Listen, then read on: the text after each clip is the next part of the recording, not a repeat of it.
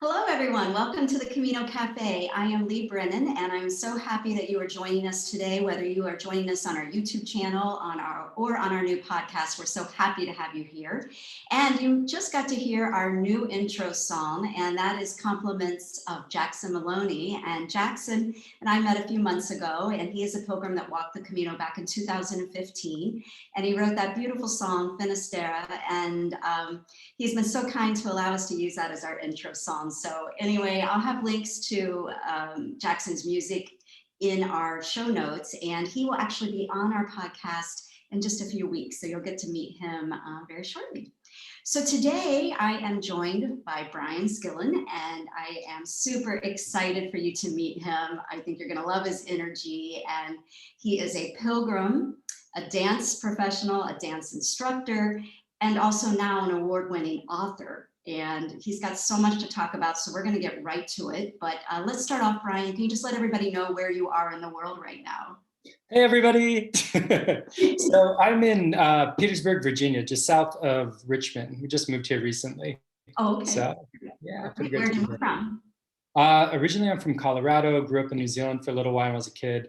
Okay. And I travel around a lot. Most of my adult life was spent in New York. Okay, awesome. Before the interview, I was kind of looking at all your stuff that you have online and found a video of you dancing, and oh my goodness, so impressive. So I encourage everyone to take a look at that, but we won't talk a lot about that today. But I did see that you just started offering classes online. And so I didn't know if you want to mention that too. Yeah, sure. So pretty soon we'll be launching our online dance class. You can find some now if you go to my website, luckyskillen.com. My nickname is Lucky in the dance world. And dance was super cool. Like I started when I was 15, started teaching by 18, nationally by 20, internationally by 22. I've taught in over 35 countries around the world and usually tour for about 6 to 9 months out of the year. Every week is a different country or different city teaching dance or performing. Wow. Did the show thing in New York and a whole set, but I focus on partner dancing. And I look at dance like it's a language. And so I teach people pretty much how to talk to each other through dancing. It's fun. I could definitely see that in the video. It was amazing. So yeah, I hope people will check that out. Well, let's talk a little bit first. So we have so much to talk about, but I thought we're going to back up and talk about your pilgrimages. You've gone on several. And so let's just start with, the big question everyone always asks. How did you find out about the Camino? What planted the seed for you? Yeah, absolutely. So I believe my first one was in 2008. I was on a tour and I was in Europe. And I was in Spain and I had an extra week and I looked for things to do in Spain. And all of a sudden the Camino de Santiago came up and there weren't any good websites back then about it or anything really. And I looked for, okay, what can I do within I think it was 2 weeks, week and a half. And I looked and where I went, I ended up going to Lugo. So I did the Primitivo route and it wasn't very, very well marked at that time. I mean, and there was nobody. I remember spending one night in a 50-person dorm and nobody was there. I had no idea what to do when I got there. I didn't speak any Spanish. I was just I showed up, I'm like, I'm ready. And then I was like, oh, I don't know what I'm doing. I don't know where I am. What country am I in? Oh my goodness. And so luckily I was able to go to the church and they told me about the tourist office. I got the credential, then they let me stay there. And then pretty much that was my loneliest Camino. One day, my best conversation I had was with a horse, and that was pretty interesting, right? And because it wasn't very well marked, I actually got lost. And as I was going, it started to get rainy and started to get dark, and I was pushing myself, and I ended up hurting my knees. And so every day after that, I walked and I pushed myself more and more and more. And finally, I got one day outside of Santiago, and I couldn't walk anymore, which. No. For a normal person, that's one thing, but for a dancer on tour, luckily it was the end of my tour, so I didn't have any more after that, but my legs were jacked and I couldn't walk. I had to use 2 sticks and I had to take a bus the very last day, but it kind of had a silver lining because when we got in there, I sat down and it was pretty much me and maybe 2 other people. And then this older lady comes in and I think she had MS and she'd taken her pilgrimage down in a van, essentially because she couldn't walk, but it was her way of doing pilgrimage after her father had died. And there we were, she was, she could barely move, I could barely move. And I just held her as she cried. I mean, it was just one of those beautiful Wow. Camino moments where God just provides, like, where you get outside of yourself and you're like, oh wait, my knees are injured, so I can be here for this beautiful person that's going through this thing. And there would have been nobody in that church to hold that woman, like, at that moment. And it was just such an incredibly special thing to share with her. And we said our goodbyes, but I mean, I'm gonna remember that. I'm getting goosebumps just thinking about it. I'm gonna remember that moment forever. And I have anyway, yeah. So that was my first one. And then I vowed I would come back again because I wasn't able to walk into Santiago. So I was like, I've got to come back and finish. wow, Brian, I chill bumps everywhere and tears in my eyes. What a beautiful story. I mean, there you are, here you're this dancer, this professional dancer. You hurt your knees, which had to be incredibly stressful for you, like Yeah. thinking about like, oh my God, what have I done? Mhm. And instead you turn into this angel for this person who probably really needed you in that moment. I mean, that's the Camino. That's the community. It just takes you outside of yourself and you realize, it's about what you can give, you know, and that's what it comes down to. Wow, that is a beautiful story. So after that, you decide, okay, I gotta finish this. I want to walk into Santiago. So Right. what was it like that first time when you literally walked through, the tunnel and you walked out into the square? Well, I mean, the first time in 2008 when I couldn't really walk, oh Yeah. man, it was humiliating. Like, it was humbling and humiliating, and one of the best things I've ever experienced. You know, Yeah. because it's just I don't know. You feel so real and you feel so alive when there's nothing, like, there's no pretenses, there's nothing, and it's just you and your body and God and whatever's carried you all those miles to be there. And it was just like it opens up and it's just like a well of emotion, um, that bubbles up inside of you. I don't know, and comes out through your eyes usually. Yeah, I know the feeling. Okay, so let's skip forward a little bit. So you go a couple of years later and Yeah, something happens that inspires you to write this award-winning book, which is titled The Way Through a Field of Stars, a yeah, historical fantasy set on the Camino de Santiago. Yes, brilliant, that's it. brilliant. Yeah. It's a beautiful, um beautiful cover. Thank you. I'll talk a little more about that later. But yeah, so fast forward to, I think it was 2017. Um, I'd just gone through a really bad breakup. I was gonna marry this girl. I was like one of those. We were there. We were almost to the point of proposing, and then it didn't happen. And I was like, oh great, now what? And so there's a whole funny other story with everything else. I won't get too much into that. I'll focus more with the Camino. I decided it was time to go back and finish my Camino.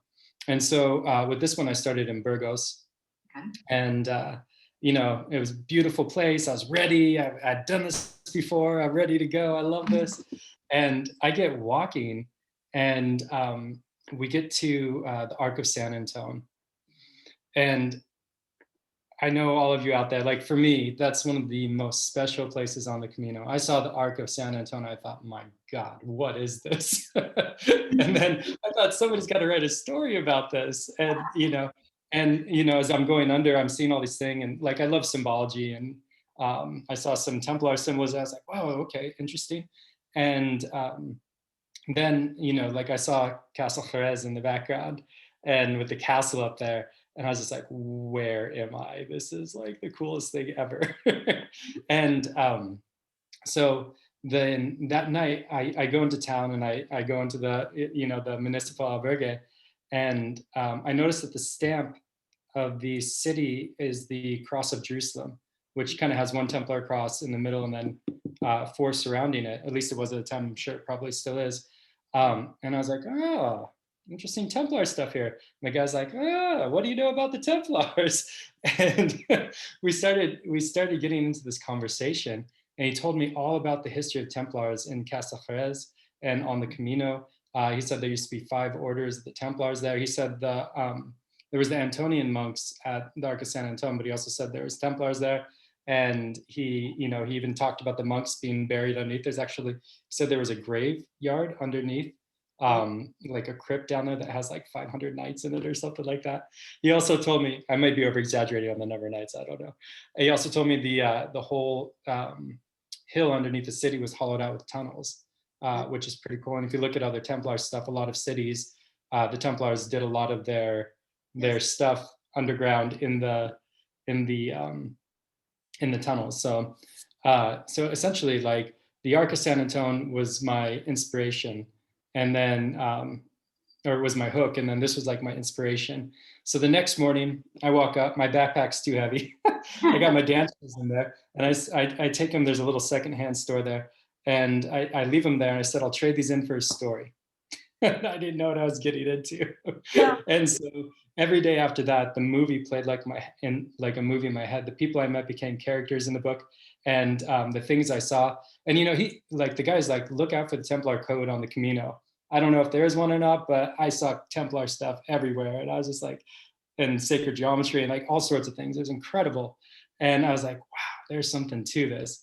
But I mean, I'd need like 10 years to excavate, but like or to explore. And so here I am kind of on my own. I'm walking my Camino, but at the same time too, there's this alternate world happening where people are becoming medieval characters. My book takes place in the year 1306, which is 1 year before the Templars were rounded up and executed.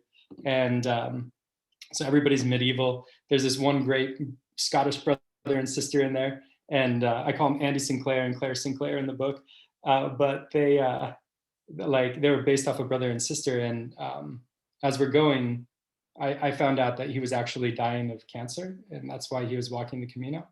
And his whole life, he wanted to be a Templar. So in my book, I made him a Templar in honor of this guy. Like, I don't even know their names either. I can't, I didn't bother because you're so in the moment there, and they only walked with me for 2 days, but they really impacted me. And then, I had Gerhardt and Mariano that walked with me. And in the book, they turned into Gerhardt the Destroyer, who's this big Bavarian man, and Mariano the Mercenary, who uses his knives and things. But and it's kind of funny, I always say God has a sense of humor. He made me fat. I was 220 pounds when I was a kid. I was way obese, and then I started dancing, and it saved my life. And then I also struggled with dyslexia, and I had 3rd grade reading and spelling level in high school. So I say God has a sense of humor. He made me fat, and I became a dancer. He made me dyslexic, and I became a writer. And so for me, the way I wrote this book was actually dictated everything on my phone every morning. I'd get up before the sun was up, walk by myself under the stars and the moon, and just dictate what was playing in my head. And everything came together in pieces. I mean, it's just incredible the effect that this book has had on my life and on the people that have read it. It's already, my goal is to inspire 1 million people to walk the Camino with this book. And it's already inspired like 10 people to do the virtual Camino. Like they've written back to me and they're like, thank you so much. Your book inspired me to do this. Well, wow. Okay. So many follow-up questions. Yeah, sorry, I just kept talking. And I have a lot more beyond that. Like, no, I love everything that you're sharing. But I want to dig a little deeper because I think let's do it. Everybody's going to be very interested. So first off, I was reading some of your reviews and I was very touched. Literally, people were saying, I'm going to walk now after reading your book. And I just wondered, how did that feel as an author when you read that? Oh, there's no greater feeling, because when you set out to do your purpose, when you're living your life on purpose, there's nothing like the feeling when you see that. And once again, it's about contributions to others. It's not about me. It's about what I can inspire somebody else to go do. And to inspire that one person to go, that one person, even though the Caminos closed down, just to like on their app doing their thing. She wrote, like, one of the people wrote back to me, she's like, this changed my life. It helped me like go through and think about things, the way the Camino does. When you're on it, like you can think and you can go through and you meet people to go. For her, she wrote back and she's like, it just gave me the space I needed to get through what I was going through, and to think what might have happened had you not had that space and that quiet. And there's no greater gift than giving to other people, like hands down, life of contribution. That's where it's at. And as an author, like the reward of that review of somebody saying, yeah, this inspired me to do that, it's priceless. Yeah, Brian, once I started these interviews and I started talking to, all different pilgrims from, they're all doing different types of jobs or whatever. They had different reasons for going on a Camino. But the common thread that I'm hearing is that when we come back after being pilgrims, we're moved to give back. And we start kind of paying it forward. And I'm seeing that over and over again, especially with authors, that you really are doing more than just writing a book. I think you're inspiring people to go on the Camino. And like you're saying, who knows what would have happened in that scenario had that book not been in the world. Yeah. So there's no doubt in my mind that, that seed was planted so that you would write that book and, touch somebody's heart. And who knows what else is going to come of this, So I hope, I I want hope to so. me too. So let's talk about, you said that, wow, God had a sense of humor. Yeah. That you were overweight as a child and became a dancer.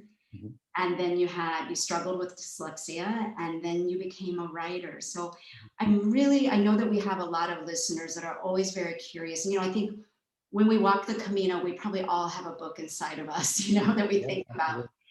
And so I think people are very fascinated by the writing process. Oh, I And can tell that, yeah. yeah, so I'm really Yeah. curious because, I think that I would be better verbally writing than I would just sit down and write. So tell us a little bit more about how you dictated. You said so you're in Denver, you're in Colorado at this point when you're walking under the stars and you're dictating, On the or Camino, you're on the literally Camino. on the Camino. Every day, every morning. Like it was like I was still dreaming. I don't know how to explain it, but it was like a movie in my head, and I just talked out what I saw. Like it was incredible. And and everybody I met became characters, the things I saw. Like even to one point when we were in Lyon, right? We were there on Good Friday, and there's this one chapel that I've been there 2 other times, and I haven't seen it open, but it's open on Good Friday. And I saw one of the things that I needed for the book, and I was just like, holy cow, this is, and then I went back later and it was closed, closed, closed. I didn't take a picture. And so but it was there like on that day. Had I not been there on the day, I wouldn't have been there. So while I was on the Camino, I was walking under the stars, and I would just talk out what I was seeing and laugh and just kind of like let it flow through me and whatever. And then later, funny enough, I never even listened to it again Yeah. because it cemented in my brain what was happening. And that's just the way that my mind works. But the biggest thing for me with the writing process, I mean, like writing this book has been a re-education for me to learn English. Because like I said, I had a third grade reading, spelling, and level in high school because they didn't diagnose me as dyslexic because that wasn't a thing back then. And so I just kind of missed it. So I had to teach myself like where commas go, where periods go, all this. So it was like I had a vague idea. I know where periods go, but commas, forget about it. Yeah. And people argue about where commas, semicolons, em dashes, like everything. Now I'm much better. I bought a big book, like this big, the Chicago Style Manual. Writers, buy the Chicago Style Manual. Everybody's going to have a different point of view on punctuation. The Chicago Style Manual is the manual that is most recommended for publishing. So buy, at least in America, I can only speak to here. So if you're like me and very frustrated about, there's this article that says punctuate like this, and this article to punctuate like this, buy the Chicago Style Manual. You can get an outdated version for like $4. It won't cost you any money. Anyway, so my process with writing when I got back here, when I guess I went to Colorado first, was I would sit down and I'd commit to writing 2,000 words a day, no matter what. Wow. And so at first it took me a very long time. I mean, I had it in my head, so I would go, but it was like my physical skill wasn't able to keep up with my mind. Gradually, I got quicker, and I could write maybe 2,000 words in about an hour and a half, something like that. And so I ended up writing a 100,000 word book in about 45 days, essentially, or a little more than that, maybe 45, 50 days, because some days I would have more. And so I wrote the whole book then, and I thought it was perfect and it was amazing and it was the best thing ever. And then I showed it to my girlfriend at the time, who's now my wife, which I love her. She's wonderful. And she's like, this might need some work. And I was like, no, it's perfect. But there's a saying, you don't know what you don't know, right? So I didn't know what I didn't know. So I went on this vast journey to learn how to become an author, studied I became voracious and learned everything I could to make it better. And then coming into limitations, I got to the end of my limitation. I need professional help, Well, nobody ever tells you that publishing a book is going to be super expensive in some ways. Now you can do it for free, like, but it's not going to, I mean, there's things you need to do to have a really, really awesome book that people are actually going to read, you know, like the packaging, the cover, the everything else. Right. And so to do this, we ran a Kickstarter and we raised $10,000 to pay for um, all of the editing, like, because it's like $2,500 to get a professional editor. You know, yeah, well, it's a quality editor, you know, like she has award, you know, New York Times bestsellers in her list Okay. and things like that. She's a friend. I'm sure she probably charges more for other people. Then you have your formatter, you have your proofreader after that, you know, then you have to do your like, I don't know. There's a lot of expenses that come into not even touching on marketing, Right. which comes later. And so to do this, I turned to Kickstarter, which I've used before to film movies in the past. I'm also a filmmaker too. I didn't tell you that, Yes. but I made a documentary called Where We Dance, screened at Lincoln Center, did a lot of other things, but that's another chapter that we won't really talk about today. Okay. But anyways, so yeah, so I got to that point where I had this manuscript and it was as far as I could take. And I thought, okay, now what? We ran a Kickstarter, raised, our goal was 8,000, raised 10,000 so we could even do an audiobook along with it. And the process began. And then from the editor, I learned a lot about, oh man, I learned so much about GMCs. And actually, I'm starting a course now called From Kickstarter to Amazon Bestseller, because we did become bestseller. So it's to help authors who are in that situation. Like I said, it's about contribution. I want to help people that were in the same situation with me, where you're like, I don't have $10,000 to publish this book at this moment. You know, I have this amazing thing that's my baby and I love it and I care for it, but I don't have the money to make it what I know it can be. And so I'm going to be launching a course for that later too. I'll give you information on that. Cool. But anyways, so all that came in here and we have this beautiful, I just want to share because I want to geek out. So even here, I don't know if you can see, like underneath there, do you see that? Yes. Like yeah, so that's yes. the secret code in there.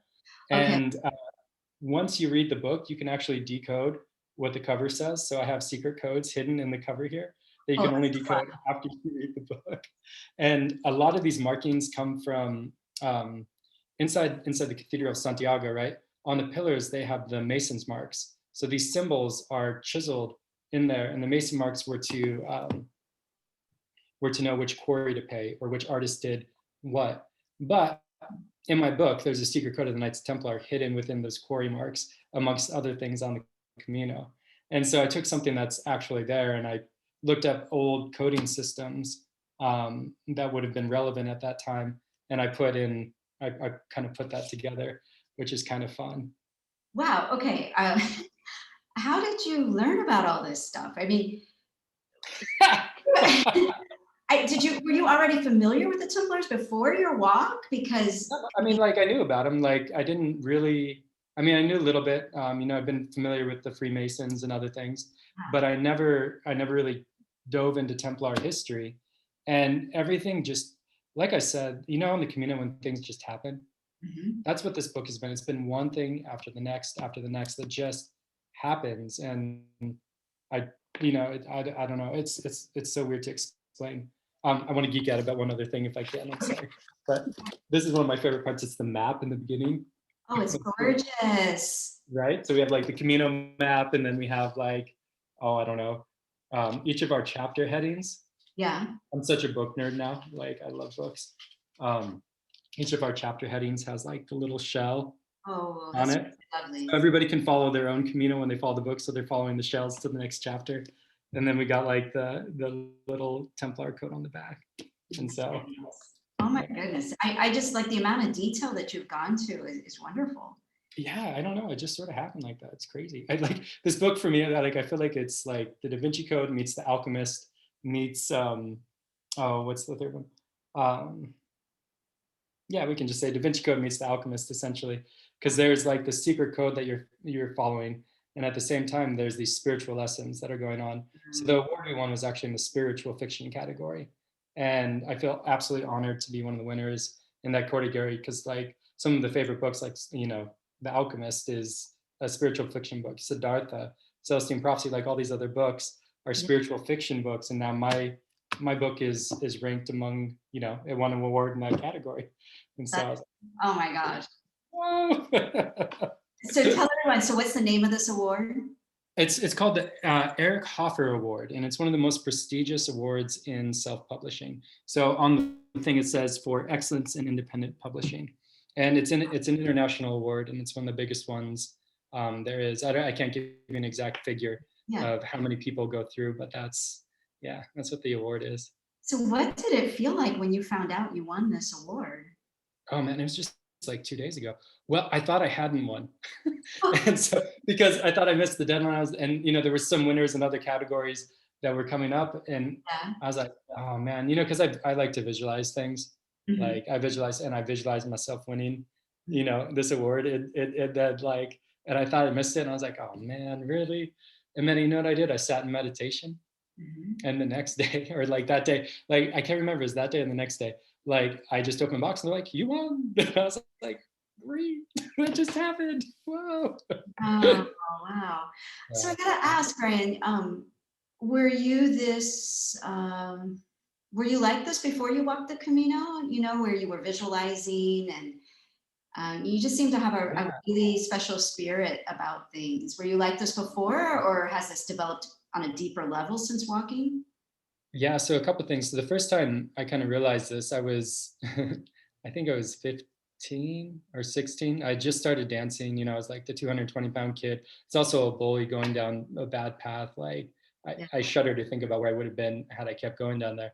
But, I had one day after I'd been dancing for a while, I came downstairs. I was like, I want to be thin. Remember, I'm 15, right? I want to be thin. I want women to want me, and I want guys to want to be like me. Every 50-year-old's dream, right? And within a matter of like 6 months to a year, I had all that. Like I'd lost 60 pounds dancing, and I became kind of like the it man within the scene. And people were emulating it. Like it was that thing, and then I became a teacher and blah blah blah blah blah. But at that moment, it was like I realized reality is what you make it. Everything's negotiable, and so I've always tried to live my life on purpose. I have a lot of things to say about purpose, but I've always lived my life on purpose. Like I have lived my purpose since I was 18 years old, 15 years old, all the way till now, and I think when you're living a life on purpose, the doors open up for you and you just have to walk through them. And then there's listening empathically to yourself and to the universe, right? Or God. For me, it's God. Other people, may be the universe. Right.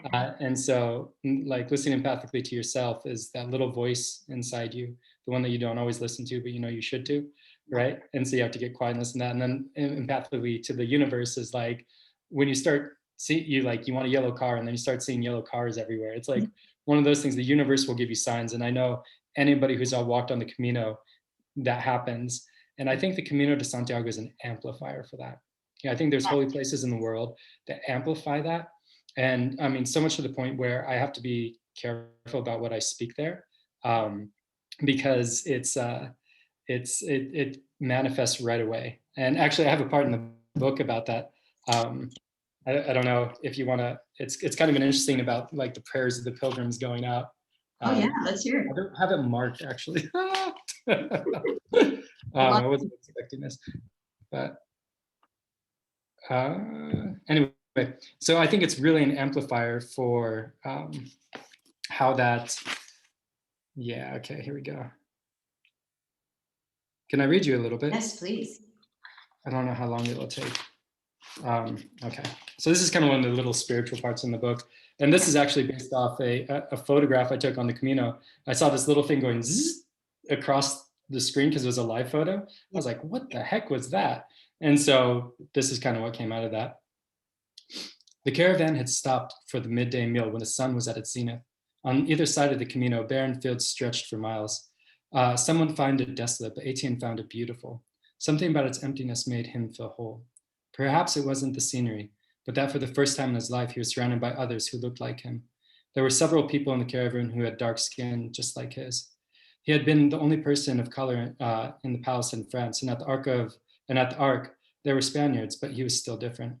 The Templars treated him as a brother and equal, yet even there, he once heard an old Templar say that Etienne reminded him of the enemy. Etienne moved away from the caravan for his noontime prayer. It was his daily ritual and constant companion on all of his miles he had traveled.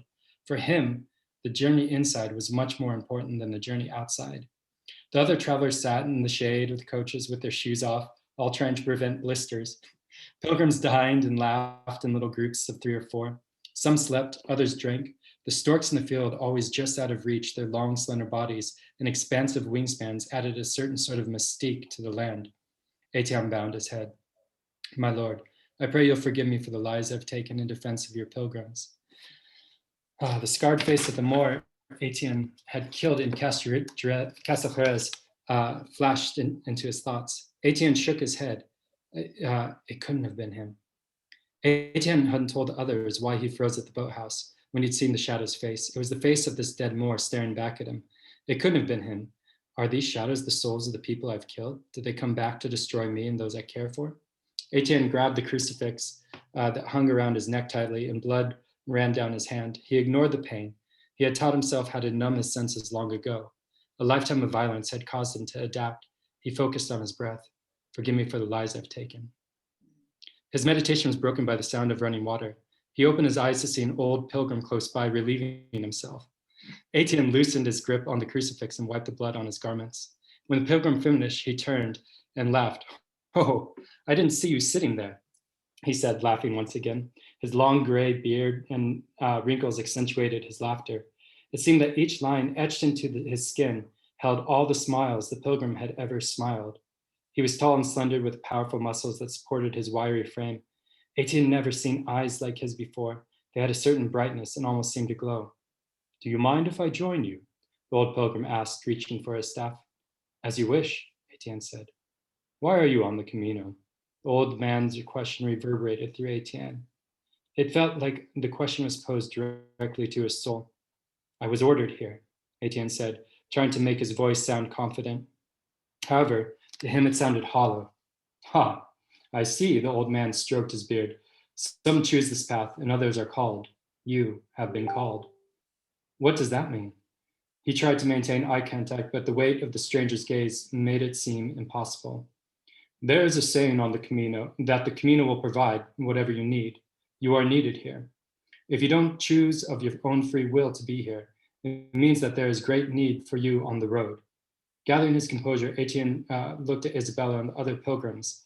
It was as if this man could see past his answer to the truth, a truth he was just realizing for the first time. He was here for Isabella. Why are you here, old man? I have always been here. The stranger extended his arm. Give me your hand. Etienne tried to resist the order, but the pull was too strong. A wound, just like my lord's, said the old man. You carry the burden of suffering like him. You have taken on a heavy task. The pilgrim clasped Etienne's hand between his and held it. When he released his grip, Etienne's wound was healed. Etienne dropped to his knees and bowed his head. He couldn't believe his senses. He had just witnessed a miracle. My lord, he whispered, a mixture of gratitude and joy found inside him. For the first time in his life, he was feeling jubilation. Rise, I'm not my lord. I'm not your lord. I'm a servant just like you. I cannot, Etienne said without rising. I am not worthy. Rise, commanded the old pilgrim. Etienne's followed orders without his consent once more. The old pilgrim's eyes burned brightly. I have been ordered to show you something. The Camino always provides. The pilgrim slammed his large staff on the ground. On impact, a ring of fire burst forth and rippled off to the horizon. As it stretched out, everything slowed in its wake until it came to a standstill. The pilgrim stood motionless. When time had almost stopped, something strange happened. Miniature comets appeared streaking above the ground. The slower time went, the more comets appeared. When time had completely stopped, Etienne looked around and saw thousands of these comets surrounding them. They stretched the horizon, shooting through anything that stood in their way. Some were gold, others green, and some were brilliantly white or silver. Each was a glowing ball with a tail of light tracing after it. The ones that were the last to appear had the longest trails stretching for hundreds of yards. What is this? Etienne managed. He was in awe of this second miracle he was witnessing. The old pilgrim let out a laugh that echoed and shook the small comets. Each comet struggled to push forward, past the invisible force holding them fast. These are the prayers of the pilgrims. He reached down and picked up the closest one. It was only a few inches in length. His long, slender fingers pinched the trembling prayer and brought it to Etienne's eye level. He stretched the blazing green pear apart with both hands. It expanded, making a fiery frame, opening a window into a room with a young man ill in bed. This pilgrim lies sick in Lyon. He is praying for God to heal him, and that this sickness will go away as soon as possible. Will God heal him? Etienne asked in wonder. Yes and no. Not quickly. His belief isn't that strong. Prayers travel at different speeds. The more someone believes, the quicker and stronger the prayer moves. There is also a more profound aspect to this man's sickness. It is actually a blessing in disguise. The pilgrim reached down and plucked up a silver prayer from the air that was 1.5 yards in length. He extended it, and Etienne saw a young woman with blonde hair kneeling in prayer through the silvery frame. God has called this woman to the Camino. She is the woman of strong belief and has been praying that she will meet her future husband. The man who lies sick is the one God has set aside for her. Had he not been taken by illness, their paths would have never crossed. For she now travels with this party and is only 2 days away from Lyon.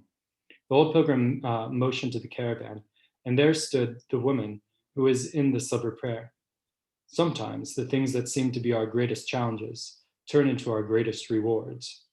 Etienne looked around him in wonder. Not knowing what else to say, he asked, "Are these around us on the Camino at all times?" Yes. However, prayers move faster than sight, so they are imperceptible. Remember, there is power in prayer, and the Camino provides not always what you want, but exactly what you need to fulfill your life's purpose. With this, the old pilgrim hit his staff on the ground once more, and the prayers were released. They moved at incredible speeds until they disappeared along with the old man. Once they vanished, the members of the caravan began to move again, and Etienne was knocked to the ground. He looked up at the sky above him and laughed ecstatically.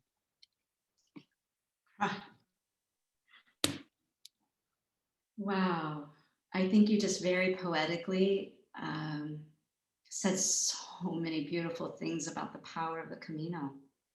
You know, I think the prayers of all the pilgrims that have walked before us just enlivens that path. And the way that you illustrated how these miracles are happening.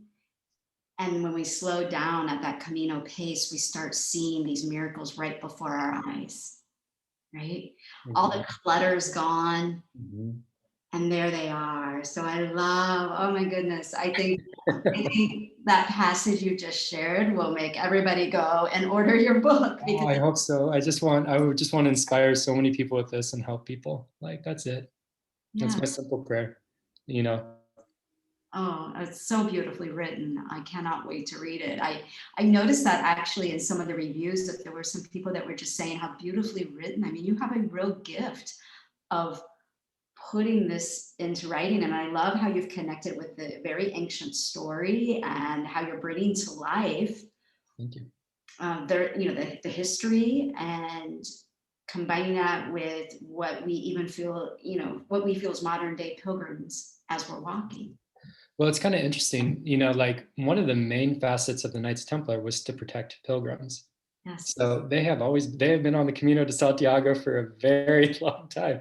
And that's something that people don't realize. And also the guy who told me about the Templars also told me about the credentials, right? So, your credentials that you take with you. So that actually goes back to Templar time. They were essentially the first international banking system.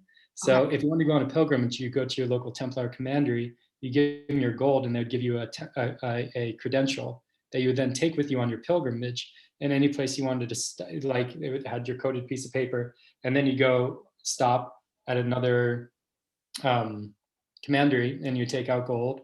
You go to the next one and take out gold, and each time they go. So that's where the tradition of the credential comes from. And so it's deep, it's in there. And a lot of this too, I know a lot of people aren't history buffs, like my wife. She's like, it's getting boring, less history. So what we did was we made an appendix in the back. So everything in there, like the Battle of Montesquieu, which was one from the Crusades, everything in here is researched and pegged. It's in the back of the book, so you can learn the history as well as you're reading this. Oh my goodness. Well, I really encourage everyone to get this book, because I think that will just make, if they haven't walked the Camino yet, or if they're going to walk it again, what a great book to have read, because then as you walk through this, you're going to know the history, and you're going to have a whole different perception of that whole area. Well, the whole walk. But oh, go ahead. I'm sorry. It also turns into a scavenger hunt, because the thing about it is, like, I talk about things that you can actually see on the Camino today, like as part of the code. So you can go into the Cathedral of Leon and you can see the green men that I'm talking about, or you can go into the Cathedral in Santiago and see the Mason's marks that I'm talking about. So you can see everything, you can find them. And I had a really cool experience. So I'm currently working on the second book. We just going to ask that. Yeah, so we just went through our beta reads. It's back to us, and we're actually launching a Kickstarter now. Within the next two weeks. 2 to 3 weeks, we're going to be launching it. So I'll keep you informed when that happens. I had such a cool experience. So this was my pilgrims in 2017, right? So I went back in 2018 and walked from Saint-Jean-Pied-de-Port to Burgos, and I got the second book. Oh, okay. So what's the name of the second one? It's called Back Through a Field of Stars. And there's so many cool stories. I'll show you the cover really quickly, but I'll just share my screen because I'm super stoked about it. And we get the Kickstarter links and whatnot. We'll put that in the show notes. Oh, that would be great. So here's our cover for Back Through a Field of Stars. Oh, nice. It's kind of cool because we still have the same secret code, so there'll be a completely different code to figure out with the new coding system back here. And we have the Cross of St. John, Cross of St. James in the middle. We have a pyramid up top because we talk about the Tetragrammaton, which is interesting. And then we have the Templar cross, the Hospitaller cross. So the Hospitallers are kind of the bad guys in my book because I needed bad guys. But and they also inherited all the Templar property after they were disappeared. And then here I have the Cross of Jerusalem, which you can't see really. This is just a mock-up because we'll pay for a professional to do it. I just made this up. You designed this? What's that? You designed this as well? Yeah. Brian, is there anything you don't do? I'm telling you. Yeah. You're blowing me away today. Like, you are so talented at so many different things. I'm an autodidact. So like now in history, like is a great time for me because I can teach myself. The greatest thing I ever learned was how I learn. And so I can teach myself stuff very quickly because I know the process that I learned by. But anyways, so fast forward. So I got that book there. Then on my third Camino, my wife and I did it for our honeymoon. We did the whole thing straight through. And I got to a point there right outside. So I'm working on the second book there. And I got to a point, oh no, I'm still working on the first book, like some edits of the first book, right there. And I got to the point right outside of Pamplona. There's an old Hospitaller commandery there. It's super cool. And they have a chapel there and whatnot. I'm staying the night there. And I run into a guy that I'd briefly met on my Camino in 2017. Randomly, out of all the things in the world, he was there on that day in that place. His name is Alan. He's wonderful. I'm sure some of your listeners might know him. But anyways, I sat outside with him and and two sisters. My wife went to bed and they asked me about that book. So I read them the beginning of my book. And here it is. It was Friday the 13th. And I'll tell you why that's poignant is the Knights Templar were rounded up on Friday the 13th, Friday the 13th, 1307.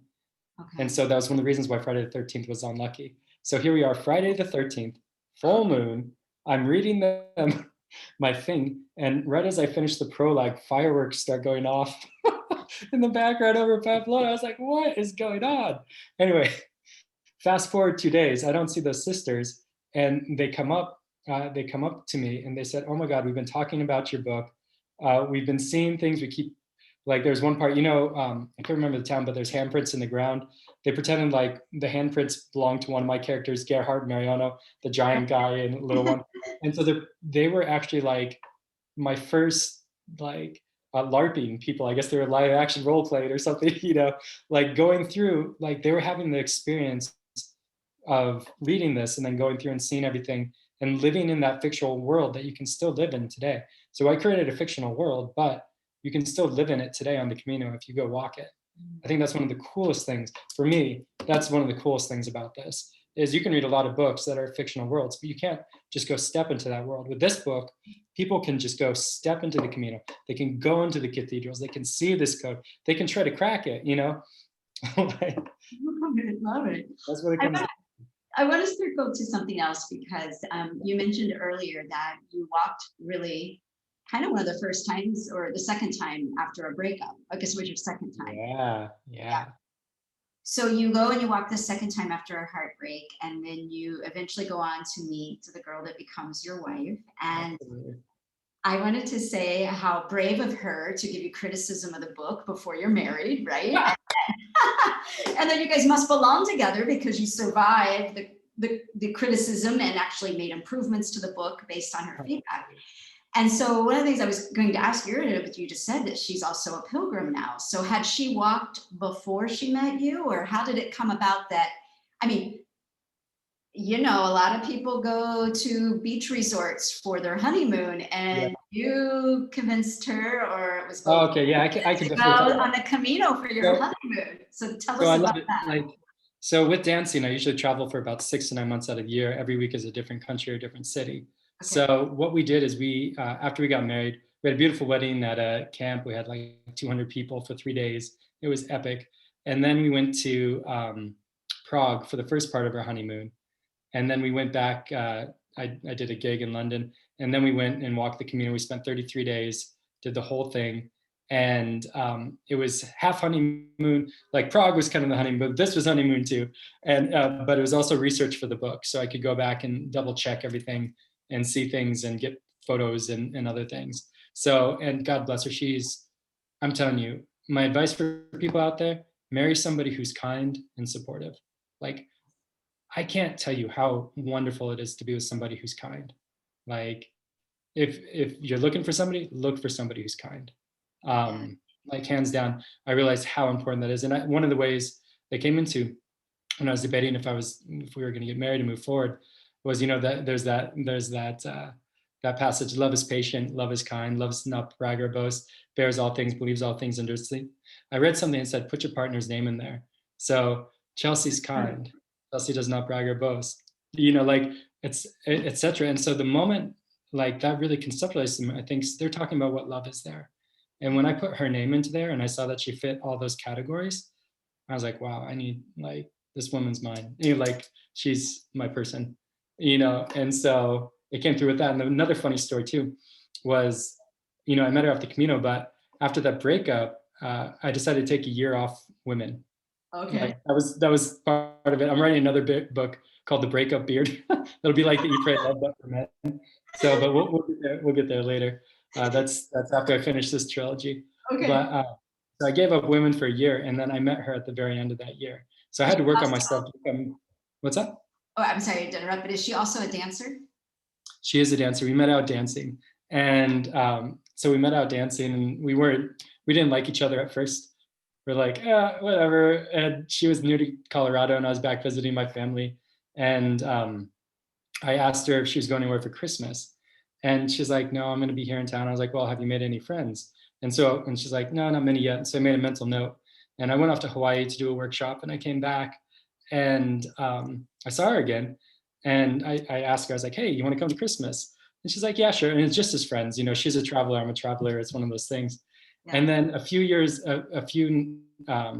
later, I invited her to like a 1920s Burning Man party of all things. Like, I thought she was going to be a burner because she had like dreadlocks, but that's not her personality at all. So anyway, so I invited her to this party, and this other guy was interested in her. And I was like, wait a second, maybe I'm interested in her. So it's one of those things that you don't really realize what you have right away. And then when you do, you're like, wow, this person's amazing. And she continues to be, I mean, she's my partner in everything. She helps me with the Kickstarters. Like, she's my first editor on all the books. Like, we go through and we work as a team. We're going to be working on one of her books later.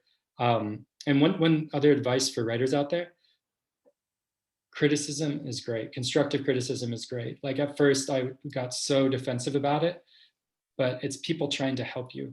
And the more you go through it, the more you realize that. But also pay attention to who you listen to.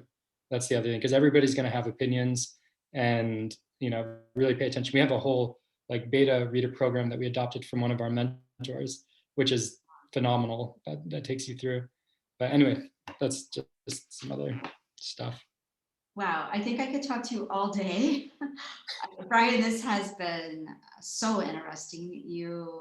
It's really very interesting to speak with, and I can't wait to read your book. When we first set up the interview, I'm like, there's no way I'm going to get to it before the date that we've set to talk.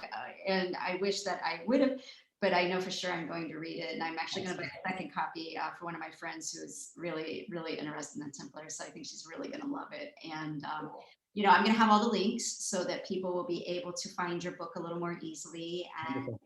I just so appreciate you coming and talking to us at the Camino Cafe today. And also just want to thank you on behalf of all the pilgrims of how you're paying it forward and all the cool things you're doing and how you're listening to your purpose. I loved your story in the beginning that God, has a sense of humor and look at the things that have happened for you. And it's pretty amazing. You've got an amazing story. So thank you for sharing it with us. Of course. And thank you for doing this and getting the word out there. And, it's just about living a life of contribution, and you're contributing back to a community that needs this right now and will continue to need it. Connection's amazing. It's important for pilgrims to stay connected. That's in friend me on Facebook. Yes. I would love it. Be friends. I love pilgrims. I love having conversations with pilgrims, like Camino families. We're family. We've all had this experience. We are family. That's what it comes down to. And, it's a unique experience that you will only fully understand if you do it. Exactly.